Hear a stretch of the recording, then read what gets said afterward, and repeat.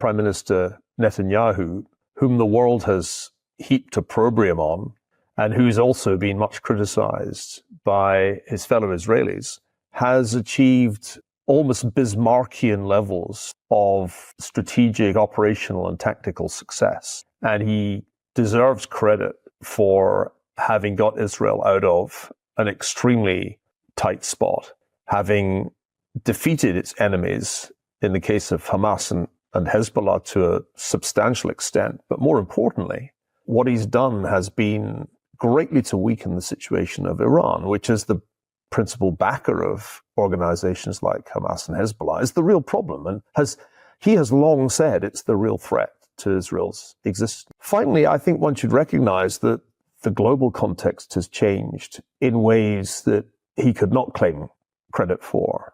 The US election has delivered a resounding victory for Donald Trump, who is a friend of Israel and who I think can be relied upon to provide much more unequivocal support than the Biden administration did or a Harris administration would have. So there's been this combination of effective leadership by Mr. Netanyahu and a change in the international circumstances. That's not to leave out the variables in the region that are so numerous we could spend the rest of this show just listing them.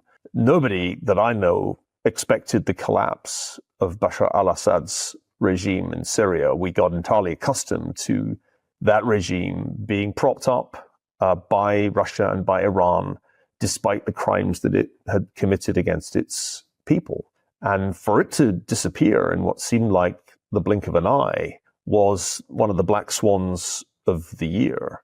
That Iran should attack Israel twice and fail twice and reveal itself not only to have a very limited air offensive capability, but also, when Israel attacked Iran, to have a very weak air defense capability. That was a truly amazing turn of events.